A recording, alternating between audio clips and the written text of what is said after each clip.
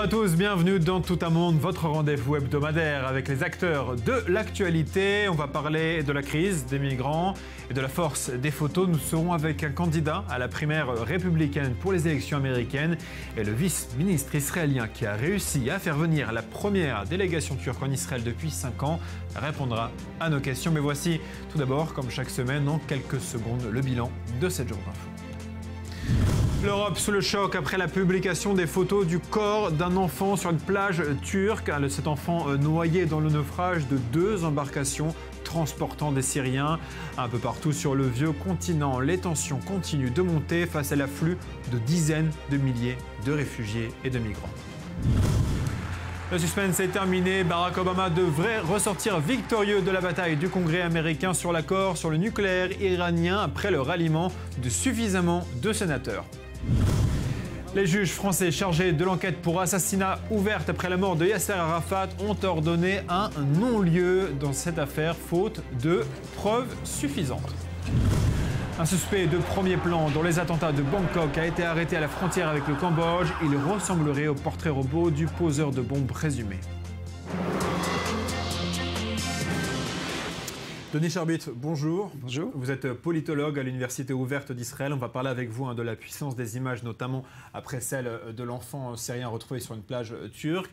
Daniel Sheikh, bonjour. Comme toutes les semaines, ancien ambassadeur d'Israël en France. Donc, Denis, pourquoi cette photo, qu'on ne présente plus évidemment, de cet enfant sur une plage turque, pourquoi cette photo, plus que d'autres, plus que celle des massacres de Daesh depuis des mois, pourquoi cette photo a plus marqué que d'autres ?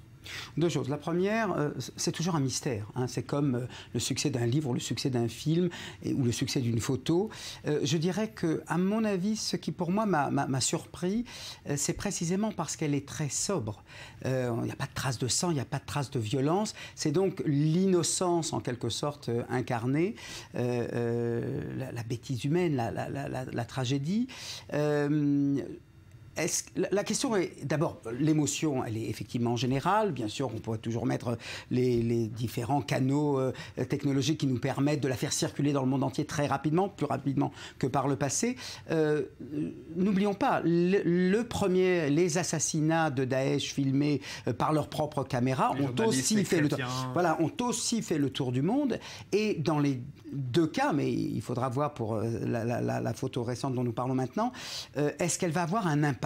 Et ça, pour le coup, il faut bien comprendre que ça ne passe pas directement. Ce ne sont pas les chefs d'État qui regardent les images et qui décident à la suite d'une image de prendre une action. C'est l'opinion publique qui intervient, me semble-t-il, et à mon avis, c'est plus efficace, c'est une hypothèse que je formule ici, quand cela vient souligner une passivité qui a duré trop longtemps. Qui est le cas avec Daesh. Qui est le cas avec le Daesh, comme le cas avec les réfugiés syriens. Alors, côté israélien, Daniel, on a entendu le chef de l'opposition israélienne appeler le Premier ministre à ouvrir les portes aux réfugiés syriens. Proposition immédiatement rejetée par le Premier ministre israélien. C'était crédible tout de même cette option, en sachant qu'Israël n'arrive même pas à gérer les immigrés africains en Israël? Elle n'y arrive pas parce qu'elle ne le veut pas. Bien sûr qu'elle a les moyens de les gérer, les uns comme les autres. C'est ce qu'a dit Herzog. Bien sûr que c'est crédible. C'est probablement plus faisable que pour tous les autres pays européens, parce que les frontières israéliennes avec la Syrie sont gérables, sont étanches. On peut décider d'accepter 5 000 personnes, 10 000 personnes, et puis refermer la frontière.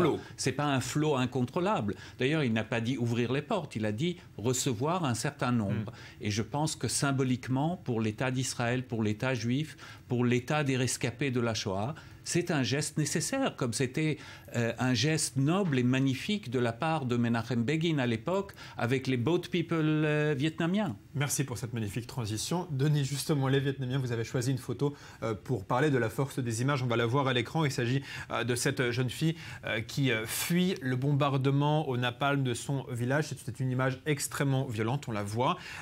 Sa peau est en train de brûler. Pourquoi est-ce que vous avez choisi cette image? Ça veut dire quoi? Qu'en fait, ce sont des enfants qui marquent le plus? Alors d'abord parce qu'il me paraît que c'est, encore une fois, la première fois dans l'histoire qu'une image a eu autant d'impact, puisque c'est celle-là qui a, ou qui aurait en tout cas bouleversé l'opinion publique américaine, qui était jusque-là tout à fait favorable à la guerre du Vietnam. Le renversement dans l'opinion a eu lieu à ce moment-là. Ça ne veut pas dire que du jour au lendemain, il faut attendre 1975 pour que les Américains se retirent, donc c'est pas, encore une fois, une efficacité immédiate, mais cela suffit d'une certaine manière pour décréter en quelque sorte qui étaient les bons et qui ne l'étaient pas, et la barbarie de ça. Et c'est vrai que le rapport que je fais, effectivement, c'est avec l'image d'un enfant, et c'est vrai que là, on comprend bien à quel point le bourbier vietnamien n'a jamais été aussi apparent que quand on voit cette image. C'est la force irrésistible de l'individuel. C'est l'image d'un enfant, comme l'enfant du ghetto de Varsovie, avec toute la différence qu'il faut donner, plutôt que les images des montagnes de corps et de cadavres de Dachau et d'Auschwitz. C'est cette image de l'enfant qui court au Vietnam plutôt que les longues listes de victimes. C'est la force de l'individu, c'est quelque chose que le public peut identifier plus facilement, de manière émotionnelle. En tant que politologue, vous imaginez que cette photo de l'enfant sur la plage va avoir une réelle conséquence sur les politiques européennes? Angela Merkel parle déjà d'accueillir les réfugiés sans limite. Oui, mais je voudrais, là, à propos d'Angela Merkel, rétablir cela dans une autre dimension. Ce n'est pas simplement le choc ou l'émotion face à la photo, ce n'est pas simplement la pression internationale. Là, je dirais que c'est un pari avec l'histoire de l'Allemagne. C'est-à-dire qu'elle sait toute la responsabilité de son peuple. Exactement. D'une certaine manière, ça n'effacera pas la responsabilité des Allemands dans la Shoah, mais c'est une manière de dire quand nous sommes confrontés à une situation pas équivalente, bien sûr, puisque ce sont des réfugiés dont elle n'est pas responsable, eh bien nous ouvrons les portes, et je dirais que ça ne peut avoir aucune conséquence politique. Elle a quand même déjà 10 ans de pouvoir derrière elle. Elle peut décider de se représenter ou pas. Elle marque son nom dans l'histoire. Elle s'inscrit avec De Klerk, Mandela, Gorbatchev, parmi les plus grands leaders du monde. Quelles que soient ses motivations, je crois qu'elle a conforté son rôle de la plus grande leader politique d'aujourd'hui. Je pense que c'est tout à fait clair. Avec son courage et sa fermeté, elle a pris des décisions extrêmement, extrêmement admirables. Monsieur, merci beaucoup d'avoir répondu à nos questions. La semaine dernière, nous étions avec un candidat à la primaire démocrate pour les présidentielles américaines, et nous sommes aujourd'hui avec un candidat à la primaire républicaine. Il s'agit du sénateur Lindsey Graham, qui est actuellement en visite dans un État clé pour remporter l'élection. Il s'agit du New Hampshire. Bonjour sénateur, merci d'être avec nous.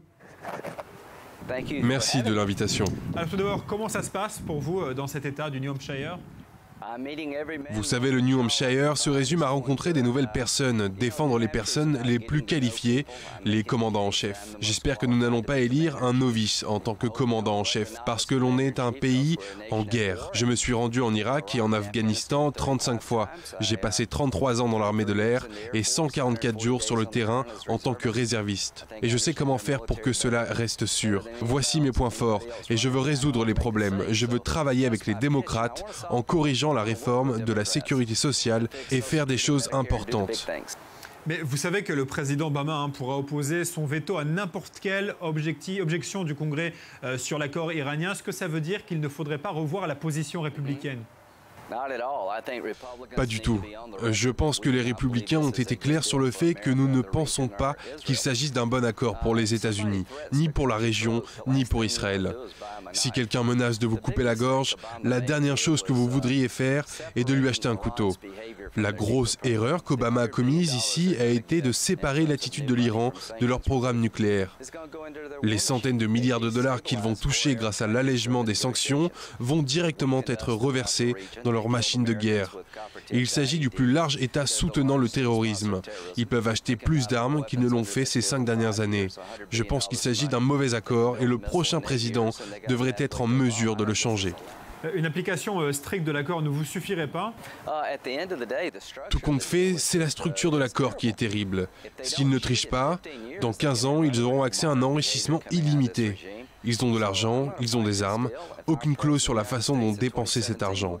Au final, s'attendre à un changement de régime, c'est ridicule. Pendant les négociations, on n'a pas vu d'attitude modérée de la part de ce régime, donc je vais combattre cet accord.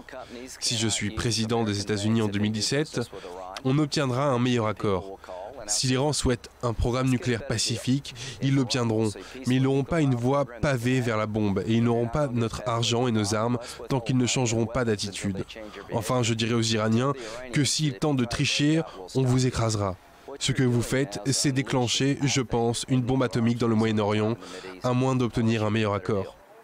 Une question pour terminer au sujet de Daesh. Qu'auriez-vous fait de différent par rapport à Obama? Bonne question. En fait, je les détruirais. Avez-vous déjà entendu quelqu'un arriver sur le champ de bataille et dire « Tant que nous gagnons, ils perdent » Ronald Reagan a dit devant le mur de Berlin « La guerre froide s'achève avec notre victoire et avec leur défaite. » C'est de cette façon que cette guerre doit s'achever. Ce que je ferai pour détruire Daesh, j'enverrai des troupes au sol en Irak pour que cela soit plus efficace que cela l'est aujourd'hui. Nous avons besoin de 10 000 soldats au sol et non de 3 500. Et cela selon les dires de généraux. Nous aurons ainsi plus de force au sol pour combattre Daesh. Mais si vous ne rentrez pas en Syrie, il n'y a personne là-bas et vous ne réglerez jamais le problème irakien. Pour nous, la Syrie est une base de lancement en cas d'attaque à notre égard. Voilà pourquoi nous avons besoin de forces rationnelles au sol. Il faut que nous fassions partie de cette armée. Nous allons rentrer en Syrie et arracher Daesh par ses racines, détruire leurs quartiers généraux et reprendre leur territoire. 8 à 10 000 vies américaines sont en jeu. Et si nous n'agissons pas, ce sont eux qui vont nous toucher. Sénateur Graham et candidat à la primaire républicaine, merci beaucoup d'avoir répondu à nos questions. Pour la première fois depuis la crise des relations entre Jérusalem et Ankara en 2010, une délégation turque s'est rendue en Israël pour négocier un accord en faveur des Palestiniens. Avec nous pour en parler, l'homme qui est à l'origine de cette rencontre, le vice-ministre israélien Ayoub Kara, chargé de la coopération régionale. Bonjour, merci d'être avec nous. Bonjour à vous. Alors, quel était le but de cette réunion ? Le but de cette rencontre était principalement d'insuffler un nouveau souffle dans les relations entre l'autorité palestinienne et Israël par l'intermédiaire de la Turquie. D'un aspect économique, il régnait un environnement extrêmement désagréable. Et il s'agit donc de remettre sur la table la bonne ambiance qui régnait autrefois entre la Turquie et Israël. Et aussi d'inspirer de l'espoir de l'autre côté grâce à un interlocuteur tiers.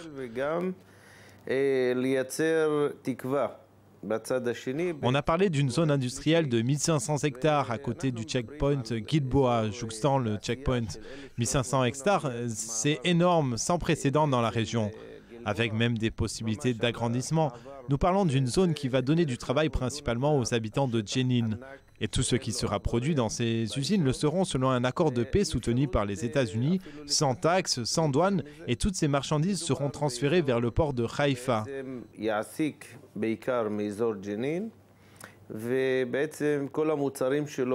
Par contre, les usines turques sont soumises à une politique fiscale d'habitude, et donc toutes les marchandises exportées à l'Ouest et aux États-Unis tout spécialement, elles sont taxées. Donc les Turcs ont l'intention d'investir ici dans des usines agroalimentaires, de textiles, d'automobiles, afin de créer des postes d'emploi, non seulement sous notre responsabilité, mais seulement permettra aux Palestiniens de venir travailler en Israël. Et ceux qui sont d'habitude interdits d'entrer en Israël, eh bien ici, ils auront l'opportunité de gagner leur vie. Cela crée un meilleur environnement économique et ainsi toutes les parties bénéficieront de cela. ואווירה כלכלית טובה, ובעצם כל הצדדים יצאו נשכרים מכך. Comment est-ce que vous avez réussi à faire venir ces responsables turcs en Israël? אני כבר הוזמנתי לטורקיה. Eh bien, j'ai déjà été invité en Turquie et malheureusement, il y a un mois, cela a fait toute une histoire. En fait, après avoir fixé un rendez-vous avec le vice-président d'Erdogan et aussi avec le ministre des Affaires étrangères et d'autres ministres ainsi que des députés, eh bien, malheureusement, pour des raisons indépendantes de ma volonté, le voyage a été repoussé. Mais j'ai l'intention de partir pour la Turquie. J'y ai là-bas de bons contacts et j'ai les moyens d'influencer les différents interlocuteurs sur ce qui se passe là-bas. Mais nous avons aussi de la chance que du côté turc, ils commencent à comprendre que nous avons un ennemi en commun, qui est l'extrémisme religieux, qui ne fait du bien ni à eux ni à nous. Et petit à petit, ils changent d'orientation. Ils commencent à combattre Daesh et tous les autres djihadistes qui menacent le régime. Et je pense que parfois la lutte contre les extrémismes religieux et l'Iran qui menace la Turquie également, cette lutte vient en notre faveur. Et j'estime que du côté turc, ils comprennent que c'est leur intérêt que de parvenir à un accord avec Israël. Et le fait que toutes nos exportations vers la Turquie justement se chiffrent en milliards et qu'elle soit l'une des plus importantes pour Israël et même qui augmente chaque année, cette année de 6 ou 7%, eh bien tout cela indique combien nous avons des intérêts communs.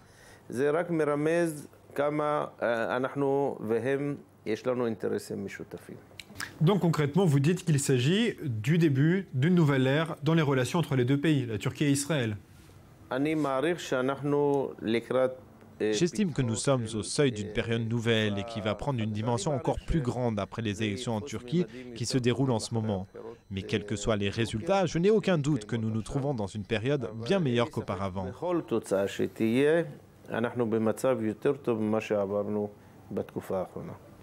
Monsieur le ministre, merci d'avoir été avec nous. Merci à vous. Et c'était Le Monde de cette semaine, tel que nous l'avons vu. Rendez-vous dimanche prochain. Bonne semaine à tous.